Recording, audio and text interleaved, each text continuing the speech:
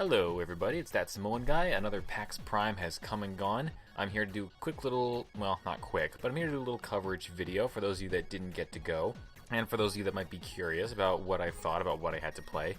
Now, disclaimer right up front, I obviously didn't get around to playing everything. I didn't have a media badge or any kind of a special badge that let me get early in on some things, but I thought I'd still share what I did get my hands on. This video will be covering Nintendo and Microsoft, and then Sony will get its own video later, and then Indies a little bit later on.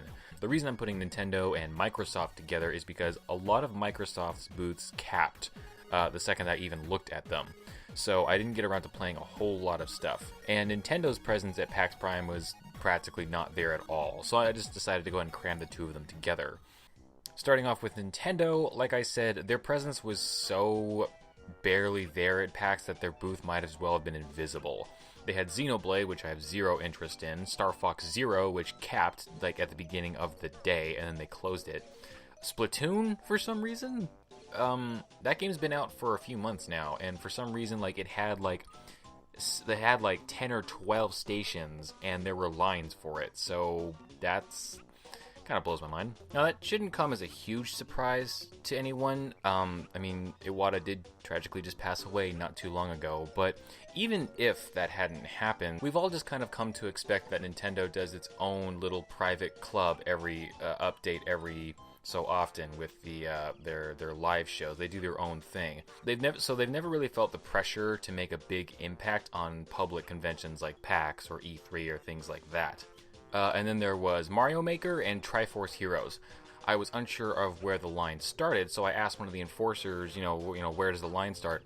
And I kid you not, he rolled his eyes at me, put his hands on my shoulder, and like guided me to the end of the line, and then just sombered off. Like, I don't even have words. He clearly was not having a good day and was just fed up with something, but I don't care. Like, I understand it's a tiring experience. PAX is very exhausting, and you probably put up with a lot of crap being an enforcer. Thing is, you volunteered for this. You signed up for this. So I don't care if you've been asked the same question 100 times, a million times. You be a fucking professional. You don't put your hands on the patrons, on your guests. I had half a mind to set the motherfucker on fire, but I just left the line. I was just so irate at that point. So you guys will have to tell me how Triforce Heroes was, because I had no interest in playing it at that point. I went and played Mario Maker, which was a blast. It's every bit as fun as you might kind of expect it to be. People that are really into level creators and mods are gonna get, you could honestly just play this game for years on end. Granted, there wasn't much competition at Nintendo's booth, but that one kind of stole the show for me. That was their front runner. Moving on to Microsoft, I played Cuphead, which has been getting a lot of attention for its sort of visual design and its hard difficulty. The version that I played had no music. I'm assuming that's just because it's a demo. It was purely just sound effects. There's just little like plinks of noise every time you hit something or shoot something. I played the Graveyard Train level.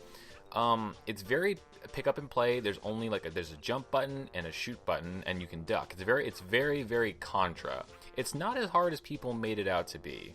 But maybe that's just because of the level I played. It comes out 2016. They didn't give me an exact date, but it comes out 2016 on Xbox One and PC. After that, I played Afro Samurai 2: Revenge of Kuma. Yes, they are making another Afro Samurai game. Why did I play it? Well, I believe that you shouldn't have too much fun at PAX. You can't live on this constant high of excitement the entire time. Otherwise, there's no build to anything. There's no up or down. It's all just kind of the same level, and it's very exhausting. You should play a couple things that are crummy, a couple things that bring you back down to earth and remind you that, hey, things could be worse. And Afro Samurai 2 fit the bill. It didn't control well at all. The responses were delayed. Collision detection was way off. The animation's ugly. I mean, I can't imagine that there are that many people that enjoyed the first Afro Samurai game. But, I mean, there are people that defend Jurassic World as being better than Jurassic Park, so I guess anything's possible. If you did enjoy Afro Samurai, the first game, this one comes out later this year on Xbox One, PS4, and PC. Finally, rounding out Microsoft, I played Rise of the Tomb Raider, and yeah, that's definitely a Tomb Raider game made by Square Enix. It's more of the same, but in a good way. If you liked the first Tomb Raider, this is right up your alley. This will fit the bill perfectly. There was one guy there at the booth his specific job was to let you know that the controls were the same except for one button. There was one really cool mechanic. I mean, like I said, it's very much what you come to expect.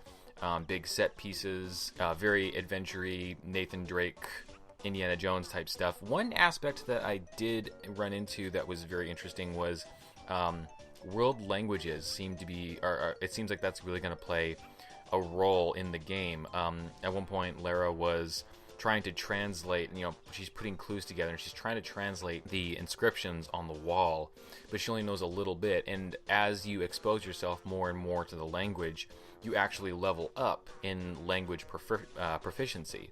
And that will help you to solve riddles, solve puzzles, and progress in the game a little bit faster. I can imagine that there's probably going to be some side missions and side tombs and things like that where you might be you're going to have to be at a certain level of proficiency with a given language in order to progress, or at least be good enough to kind of piece together yourself. It looks very interesting. I wonder if maybe there will be language dictionaries that you can pick up in the game that will give you a nice big chunk of language experience. But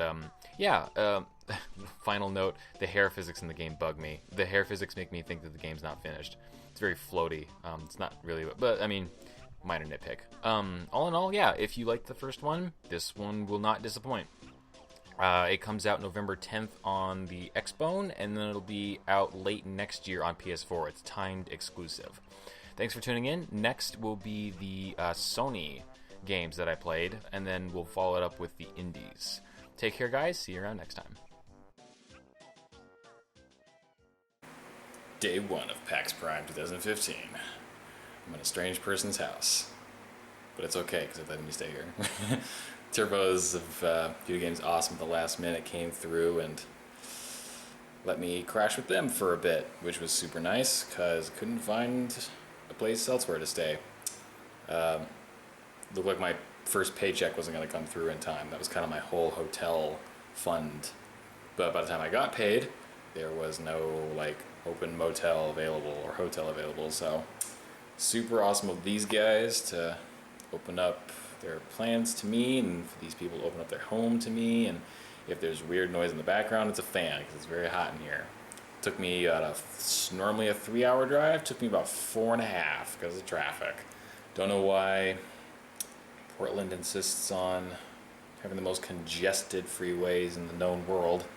It's even on the news, or not the news, there's articles about it. Yeah, that was pretty hot. And by hot, I mean blistering. I feel like this entire side of my face is going to be red, because that's the side the sun was on. Not much to report. It's PAX Prime. I need to save the memory and battery for actual stuff, so... Brr.